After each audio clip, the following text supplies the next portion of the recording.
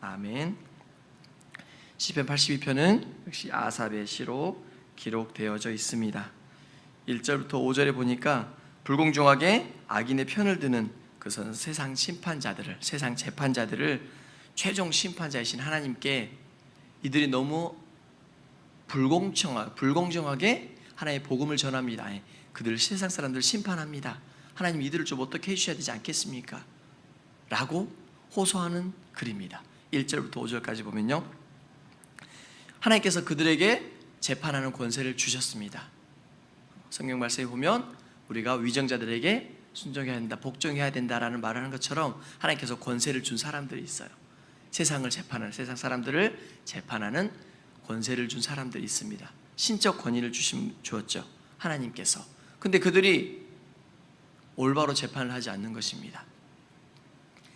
하나님의 말씀 입법에서 가난한 자와 고아와 압제당한 자를 위해서 그들의 억울함을 풀어줘야 되는 역할을 해야 되는 게 바로 세상의 재판장들인데, 그러지 못하고 오히려 뇌물을 받고, 그리고 조금 있는 사람들은 형편을 더 놔주고, 똑같은 죄를 지었을지라도 능력이 있고 빽이 있고 돈이 있는 사람들에게는 조금 더 형량을 낮춰주고 집행유예로 풀려나게 해주고, 눈치 봐서 지금 8월 15일 광복절 특사로 해서 또 몇몇 분들은 풀려났죠. 근데 우리가 봤을 때는 이해가 안 되는 사건이죠. 물론 그분들이 국위선양을 하고 우리나라에 돈을 많이 벌어다 주는 역할을 했지만, 그럴지라도 그들은 우리 세상 법으로 인해서 죄를 지은 사람들이에요. 가벼운 죄를 지은 사람들이 아닙니다. 정말로 큰 죄를 지은 사람들이에요. 몇백억, 몇십억의 돈을 탐닉하고 자기 입으로 꿀꺽 한 사람들이에요. 그런데 그 사람들을 형량을 낮추고 은근슬쩍 8.15 특사라는 명목 아래 자연스럽게 풀어줘 버려요. 어느 정도 형을 3분의 1을 살았기 때문에 이제 풀어줘도 괜찮다. 그래서 국민들이 공분을 사고 일어나죠. 이게 말이 되냐? 만약에 돈이 없는 사람이, 빽이 없는 사람이, 그런 권력이 없는 사람이 그런 일이 있었다면, 그런 몇백억을 꿀꺽했다면 과연 이렇게 쉽게 풀려날 수 있느냐? 라고 국민 청원까지 올리고 그게 몇십만까지 올라가도 역시나 조용히. 그래서 대통령까지 그거에 대해서 이렇게 해서 풀려났습니다, 여러분들이 반대하는 것도 맞고요, 찬성하는 것도 맞습니다 라고 답변까지 할 정도로. 그런데 어떻게 되나요? 국민들이 힘을 합쳐 청원을 할지라도 그 사건이 번복되나요? 안 돼요. 성경 말씀하신 것처럼 세상 재판장들이 이렇게 합니다. 저와 여러분들이 그 똑같은 죄를 지었다고 합시다. 그 몇백억의 재산을 우리가 꿀꺽 했다고 합시다. 이렇게 빨리 풀려날 수 있을까요? 절대 풀려날 수 없습니다. 이게 오늘날의 세상 재판장들이 하는 모습입니다. 권력 있는 사람 또 죄를 지면 집행유예로 풀려나 버려요. 근데 저희가 같은 힘없는 나약한 저희들이 죄를 지으면 공정하게 심판을 받아요. 저희에게는 똑같은 공정한 잣대의 심판을 대요. 근데 그들에게는 그렇지 않다라는 거예요. 오늘 아삽의 시에서 말씀하신 것처럼 그런 세상의 불공정한 재판자들을 향해 말하는 거예요. 이렇게 하면 안 되지 않습니까? 하나님, 최고의 심판장이신 하나님께서, 최고의 재판장이신 하나님께서 그들을 재판해 주십시오. 너무 억울합니다 라고 호소하는 글입니다.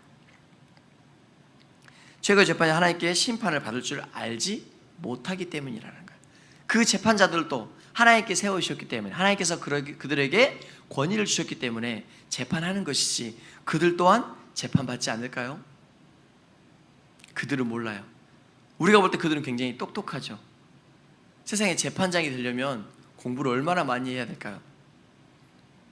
고시를 패스해야 되잖아요. 노량진 가서 공부를 열심히 해가지고 그게 하루만에 되는 게 1차, 2차 뭐 이렇게. 제가 그런 과정들은 잘 모르는데 최소 학교까지 포함하면 10년은, 15년은 넣기. 그 재판장까지 하려면 뭐 판사, 변호사에 대해서 이렇게 쭉쭉 올라가서 돼야 된다고 알고 있는데, 그만큼 경력이 쌓여야 돼요. 우리가 볼 때는 너무나 똑똑한 사람들이에요. 똑똑한 사람들 중에서 똑똑한 사람을 뽑아서 재판장을 해놨는데 그들이 이렇게 불공정하게 악인들에게 대해야 한다는 거예요. 그렇게 무법천지가 되어가고 있습니다. 5절에 보니까 그들은 알지도 못하고 깨닫지도 못하여 흑암 중에 왕래하니 땅의 모든 터가 흔들리리로다. 그들은 지금 세상에 재판하고 있으니까 자기가 왕인 줄 알죠. 자기의 말 한마디에 권력자들도, 힘없는 고아들도, 과부들도, 압제당하는 자들도 똑같이 심판을 받으니까 자기가 그 심판의 권세가 있는 것처럼 느껴져요. 그리고 자신은 심판을 받지 않을 것처럼 느껴지는 거죠. 최고의 심판장이신, 최고의 재판장이신 하나님이 계신데도 불구하고 그 하나님을 믿지 않게 된다는 거예요. 왜? 자기가 똑똑하니까, 자기가 잘났으니까, 자기가 돈을 많이 버니까, 나보다 높은 사람이 없는 것처럼 보이니까 그 권력 있는 사람들조차도 자기에게 와서 뇌물을 주고 아부를 하니까 굉장히 잘난 사람처럼 보여요. 하지만 그들도 심판을 받는다라는 거예요. 근데 그걸 깨닫지 못하기 때문에 그렇게 말하는 것입니다. 6절 내가 말하기를 너희는 신들이며 다 지존자의 아들들이라. 세상 재판자들은 하나님으로부터 권위를 받았기에 공정하게 판단해야 되는 의무가 있습니다. 공정하게 그들에게 돈이 있는 사람이든 돈이 없는 사람이든 고아이든 과부이든 권력 있는 사람이든 똑같이 재판을, 똑같이 법을 들이대야 되는 의무가 있다라는 거예요. 하나님께서 그들에게 그런 의무를 주셨는데도 불구하고 자기의 권위가 하늘로부터 주어진 것을 망각한 채 재판을 하기 때문에 하나님께서 이 성경을 통해서 이 억울함을 해소해 달라고 얘기해요. 그래서 우리가 국민청원 올리고 이렇게 하면 안 됩니다 데모하고 뭐해도 이게 바꿔지나요? 잠깐은 조금은 어느 정도 바뀌는 것처럼은 보여요. 근데 다시 돌아가 버린다는 거예요. 그래서 참 억울할 때가 많죠. 어떻게 저러느냐, 말도 안 되지 않느냐. 저희들이 봤을 때도 뉴스나 신문을 통해 보면은, 매체를 통해 지금 세상 돌아가는 걸 보면은, 야 어떻게 정치인들이 이렇게 일을 하냐, 탑치니까 쿵하고 떨어지는 것이냐, 어떻게 이럴 수, 저희가 아무것도 모르는 무지한 저희들이 봐도 이런 정책은 말도 안 된다라고 생각하는데 그들은 그렇게 한다라는 거예요. 우리나라 법이 굉장히 형량이 적죠. 죄에 비해서 뭐 성폭행을 할지라도 돈을 뭐 꿀꺽 할지라도 굉장히 형량이 적어요. 뭐 1년, 2년 그것도 거의 집행유예로 풀려나 버린 경우가 많고요. 근데 외국은 최소 30년, 똑같은 저희 나라와 똑같은 죄를 지었는데 최소 30년, 40년 죄를 지어요. 얼마 전에, 몇 달 전에 러시아 나라 사람이 우리나라에 와서 성폭행을 저질렀나? 아무튼 큰 죄를 저질렀어요. 그래서 근데 도망가 버렸어요. 그래서 우리나라에 잡히기 전에 도망간 거니까 그들을 어떻게 할 수가 없었죠. 도망가고 나서 이 사람이 지었구나라고 알고 나서 봤더니 그 사람이 벌써 이미 자기 나라로 가버린 상황이에요. 그래서 어떻게 할 수가 없어서 그 나라 러시아 나라 사람 대사관을 통해서 이제 얘기를 했죠. 야, 그 사람 우리에게 넘겨줘라. 우리나라에서 그런 중대한 죄를 지었다 라고 하니까 러시아는 굉장히 법이 강합니다. 절대 그 사람을 돌려보내지 않아요. 그래서 우리나라 사람 왜 그러느냐, 왜 안 보내느냐 라고 했더니 우리가 알아서 하겠다 라고 해서 거기서 러시아의 재판을 받았는데 형량을 300년 감옥에서 죽으란 얘기죠. 형량을 300년인가 500년을 때려버려요. 죽으란 얘기예요. 우리나라 오면 그 죄를 심판받잖아요, 재판하잖아요, 끼케야 10년이에요. 그러니까 인터넷에서 보니까 댓글을 다른데 정말 시원하다. 우리나라에 있었으면 5년 10년 받고 또 나출소해가지고 똑같은 죄를 지었을 텐데 고소하다, 정말 잘됐다, 막 이런 댓글들을 많이 봤습니다. 예, 무기징역이에요. 우리나라 말을 하면 무기징역. 300년을 감옥에 사라고 하니까 그렇게 굉장히 심한데 정확하게 그렇게 형량을 때리는데 우리나라에서는 그렇게 하지 않는다라는. 그래서 이 억울하게 고아와 과부와 그 압제받은 자들 위해서 그들이 공정하게 재판을 했는데 그러지 못하니까 성경을 통해서 하나님 보십시오, 왜 이렇게 돌아가는 겁니까 세상이, 하나님 최고의 재판장이 하나님께서 그들을 재판해 주십시오라고 호소하는 글입니다. 우리가 아무리 발버둥을 칠지라도 잠깐은 좋아지는 것 같아요. 우리가 데모를 하고 뭘 하고 국민청원을 하고 여러 가지 하면 조금은 나아지는 것처럼 보여요. 근데 여전히 똑같이 돌아간다. 그래서 저희를 또 포기해버리죠. 에이, 나은 사람 한다고 해서 세상이 달라지겠니? 라고 포기해버리는 일입니다. 근데 하나님께서 결국은 그들도 심판하신다라는 거예요. 우리는 그걸 알고 있기 때문에 인내로 기다리는 것입니다. 자기가 공부해서 자기 능력으로 얻은 줄 알기 때문에 몰라요. 하나님을 절대 믿지 않는다라는 거예요. 그래서 그러나 너희는 사람처럼 죽으며 고관에 하나같이 넘어지리라 라고 말씀하고 있어요. 지금은 그 권력을 행사하고 있지만, 지금은 자기가 최고인 것 같지만 그들도 죽을 것이고 하나님의 심판대 앞에 서게 된다라는 거예요. 히브리서 9장 27절을 보면 뭔가요? 한 번 죽는 것은 사람이 정하신 것이요 그 이후에는 심판이 있으리니. 그 고관들도, 그 재판자들도 저희와 똑같이 먹고 똑같이 자고 마지막은 똑같이 결론적으로 죽는다라는 거예요. 근데 그걸 깨닫지 못하고 평생 갈 것처럼 살아간다는 거예요. 근데 히브리서 9장 27절을 보니까 사람이 죽는 것은 정하신 것이라는 거예요. 인생은 정해졌다라는 거예요. 그 결국엔 죽음이 있고 그 죽음 이후에는 심판이 있다라는 거예요. 최고의 재판장인 심판이 있다라는 거예요. 내가 너에게 권위를 줬는데, 세상을 심판할 다스릴 권위를 너에게 줬는데 네가 이렇게 불공정하게 뇌물을 받고, 있는 사람에게는, 친한 사람에게는, 좋아하는 사람에게는 이렇게 하고, 힘없는 사람이 이렇게 너희가 재판을 해? 분명히 심판을 받는다라는 것입니다. 여기 계신 저와 여러분들은 하나님의 심판이 있다는 걸 알기 때문에 우리가 하나님을 믿고 하나님을 따르게 되는데, 그러지 못한 사람들이 너무나 많다라는 거예요. 그래서 이 호소하는 글이에요. 그래서 우리가 때로는 포기해버리려고 할 때가 많죠. 세상이 원래 이렇게 돌아가는 거니까, 세상이 너무하네, 에휴 하나님도 없는 건가, 이렇게 무기력하게 이렇게 우리가 당하고 있는데 하나님 뭐 하시는 거지? 라고 생각할 때도 때로는 있습니다. 그런 저와 여러분에게 하나님께서는 인내를 요하는 거예요. 결국에는 심판이 있다, 걱정 말아라, 내가 심판하실 것이다 라고 이 시간 얘기하고 있는 것입니다. 현실 법정을 바라보면 하나님의 심판을 바라보는 것이 바로 무력해 보인다는 것입니다. 그럼에도 불구하고 공의가 실현되는 것이 불가능한 것으로 보여요. 하지만 하나님이 오시면, 하나님이 이 땅에 오시면 분명히 그 심판은 이루어진다는 거예요. 그래서 저와 여러분들이 인내를 가지고 기다리고 또 기다리는 것입니다. 왜요? 심판이 있기 때문에. 너희들도 분명히 심판을 받을 것이기 때문에. 지금은 영원할 것 같지만, 지금은 너희 권세가, 너희 명수가, 너희의 인생이 영원할 것처럼 보이지만 너희들도 똑같이, 우리와 똑같이 심판을 받을 것이다. 그때가 있기 때문에 우리가 인내하고 기다릴 수가 있다라는 것입니다. 판단하기 좋아하는 사람들은 똑똑해요.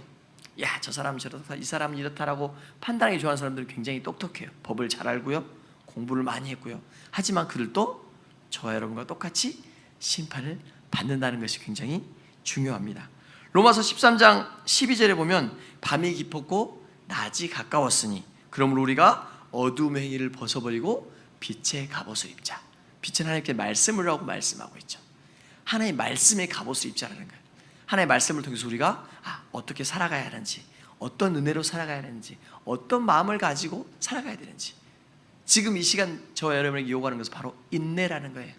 세상이 이렇게 불공정하게 돌아갈지라도 이런 악함이 이 정의를, 의를 이겨버리는, 의인을 이겨버리는 이 세상 가운데 살아갈지라도 우리는 인내해야 된다는 거예요. 그래, 결국에 심판이 있어.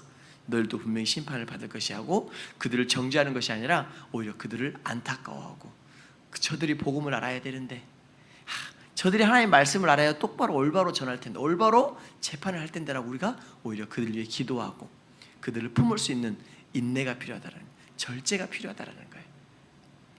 이 코로나 시대를 살아가면서 이제 너무나 피로해졌어요. 사람들이 피로도가 쌓이다 보니까 어디가 사람들이 많다 해도, 어디가 사람들이 이렇게 북적북적하고 코로나 걸린다 해도, 델타 변이 때문에 훨씬 더 전파력이 높아졌다 해도 사람들이 이제는 가버려요. 어디든지 놀러 가버린다는 거예요. 왜요? 이제는 1년, 2년 지나니까 힘들어요. 이렇게 있는 것도. 또 다른 사람들은 나는 이렇게 잘 지키는데 저 사람들은 뭐야? 마음대로 놀러 다니고. 이해가 안 갔어요. 제주도가 사람이 그렇게 많이 놀러 가는데 제주도를 제한을 두지 않는 거예요. 이해가 안 가지 않던 거예요. 저만 이해가 안 가는 내용인가요?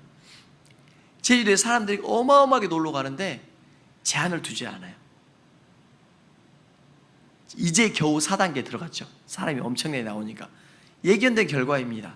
그렇게 많은 사람들이 북적북적 하는데 코로나가 전파 안 된다는 게 이해가 안 가는 거죠.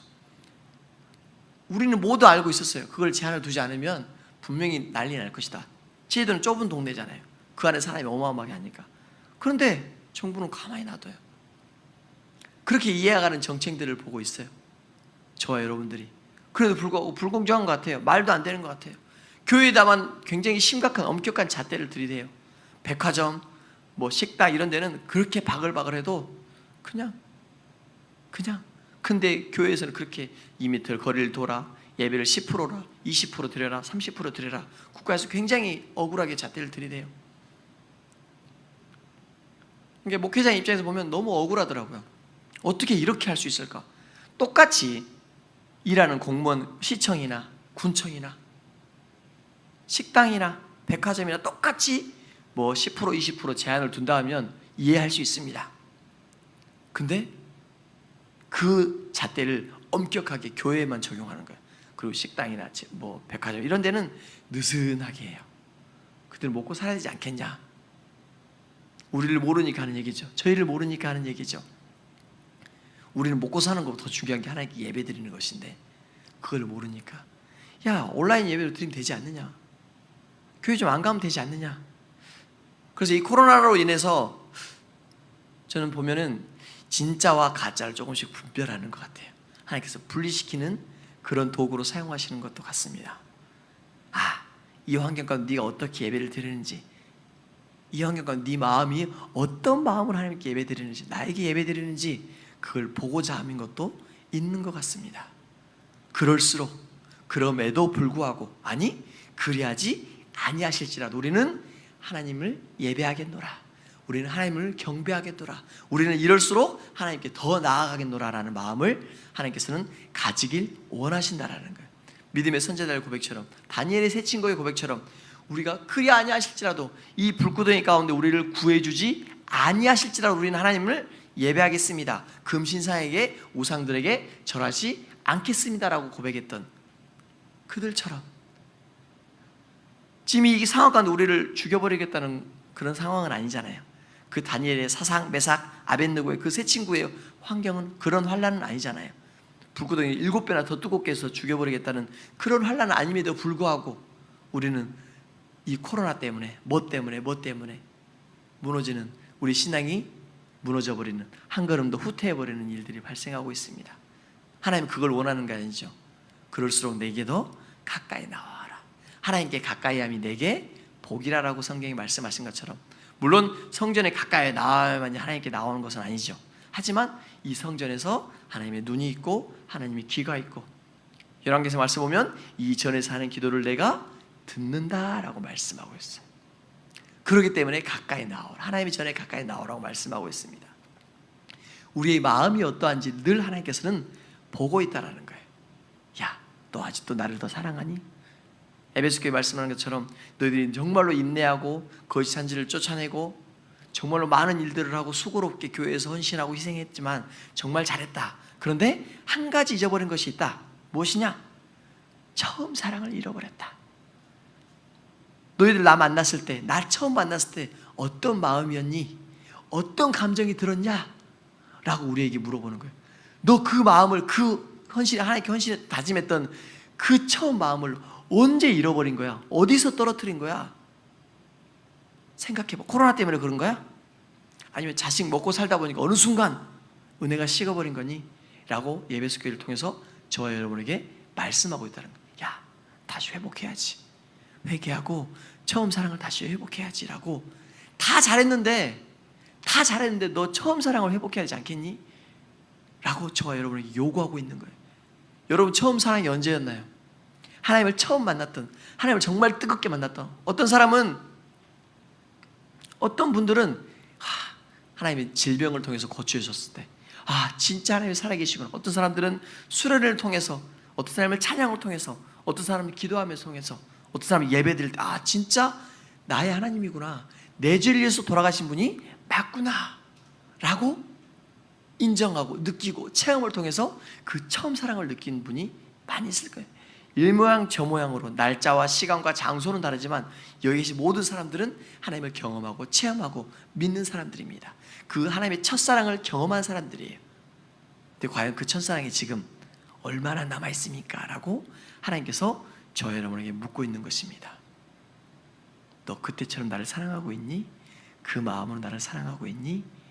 라고 지금 묻고 있습니다. 그 사랑을 회복해라. 그 사랑을 회복하기 위해서는 지금 이 시점에 인내라는 것이 필요합니다. 절제라는 것이 필요합니다. 이럴수록 이럼에도 불구하고 그러지 아니하실지라도 하나님께 나오는 것이 필요합니다.